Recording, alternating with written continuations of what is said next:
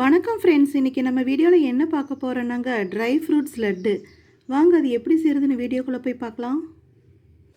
Dry fruits laddu செய்கிறதுக்கு அடுப்பில் ஒரு கடாய் வச்சுக்கலாங்க. அதில் 1 டீஸ்பூன் நெய் விட்டுருக்கங்க. பாருங்கள், நெய் சூடாயிட்ருக்கு. இது 80 கிராம் அளவு காட்டுற கப்புங்க. இந்த கப்பில் 1 கப் முந்திரி எடுத்து நான் பொடியாக கட் பண்ணி வச்சுருக்கேங்க. அதை இப்போ இந்த நெய்யில் போட்டு வறுத்துக்கலாம். கோல்டன் ப்ரௌன் ஆகிற வரைக்கும் நம்ம வறுக்கணுங்க. பாருங்கள், முந்திரி நல்லா கோல்டன் ப்ரௌனாக நம்ம வறுத்துட்டோம். இப்போ இது இப்படியே வேறு ஒரு பாத்திரத்துக்கு மாற்றி வச்சுக்கலாங்க. அதே கடாயில் இந்த கப்பில் 1 கப் பாதாம் எடுத்துருக்கேங்க. அதை நான் பொடியாக கட் பண்ணியிருக்கேன். அதையும் உள்ளே போட்டுடலாம். அதே அளவுக்கு பிஸ்தா பொடியாக கட் பண்ணியிருக்கேங்க. அதையும் உள்ளே போட்டுடலாம். சிம்மில் வச்சு இதுவும் கொஞ்சம் கோல்டன் ப்ரௌன் ஆகிற வரைக்கும் நம்ம வறுத்துக்கலாங்க. 1 கப் பூசணி விதை அதையும் உள்ளே போட்டுடலாங்க. 3ஐயும் நம்ம கோல்டன் ப்ரௌன் ஆகிற வரைக்கும் வறுத்துட்டே இருக்க போகிறோங்க. பாருங்கள், சிம்மில் வச்சு கரிஞ்சிராமல் அளவாக நம்ம வறுத்துட்டோம். இப்போ இதையும் வேறொரு பாத்திரத்துக்கு நம்ம மாற்றி வச்சுக்கலாங்க. திரும்பி அதே கடாயின் அடுப்பில் வச்சுட்டுங்க. 1/2 டீஸ்பூன் நெய் விட்டுக்கலாங்க. அடுப்பு சிம்மில் வச்சுக்கலாங்க. 1 கப் ட்ரை கோகோனட் அதையும் ரோஸ்ட் பண்ணிக்கலாங்க நெய்யில். 1/2 கப் கசகசா அதையும் உள்ளே போட்டுடலாங்க.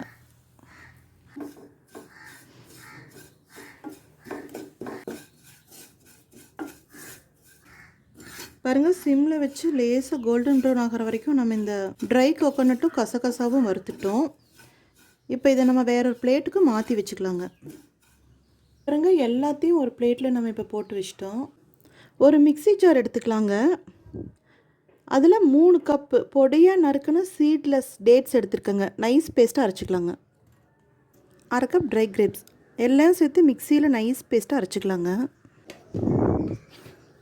பாருங்கள், எல்லாத்தையும் இந்த மாதிரி நைஸ் பேஸ்ட்டாக நான் அரைச்சி எடுத்துட்டேன். அடுப்பில் ஒரு கடாய் வச்சுக்கலாங்க.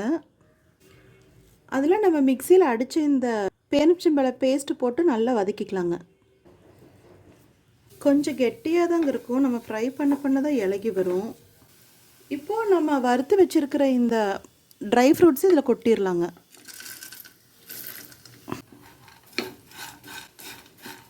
நல்லா எல்லாம் ஈவனாக ஸ்ப்ரெட் ஆகிற மாதிரி நம்ம மிக்ஸ் பண்ணி விட்டுக்கலாம். பாருங்கள், எல்லாத்தையும் நல்லா மிக்ஸ் பண்ணிட்டோம். கொஞ்சம் இலக்கமாக இருந்தால் தாங்க நல்லா இந்த ட்ரை ஃப்ரூட்ஸ் லட்டு உருண்டை பிடிக்கிறதுக்கு வரும். அதனால் நான் 1 டீஸ்பூன் கரும்பு சர்க்கரை உள்ளே போட்டுக்கிறேங்க. இது உருகி நல்லா ஒரு சாஃப்ட் தன்மை கிடச்சிருங்க. பாருங்கள், எல்லாத்தையும் நல்லா மிக்ஸ் பண்ணிட்டோம். இப்போ அடுப்பை ஆஃப் பண்ணிடலாங்க. லேசாக சூடு இருக்கும்போது நம்ம உருண்டை பிடிச்சிக்கலாம். பாருங்கள், லேசாக ஆறிடுச்சு. கை தொடுற அளவுக்கு இருக்குது. கையில் நெய் தடவிட்டு நம்ம இது உருண்டை பிடிச்சிக்கலாங்க.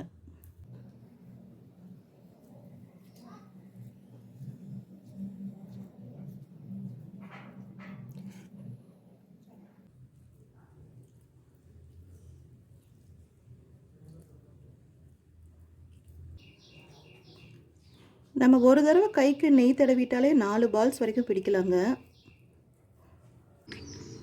நம்ம சேனல் பிடிச்சிருந்தா லைக் பண்ணுங்கள், கமெண்ட் பண்ணுங்கள், ஷேர் பண்ணுங்கள், அப்புறம் சப்ஸ்கிரைப் பண்ணுங்கள். தேங்க்யூ.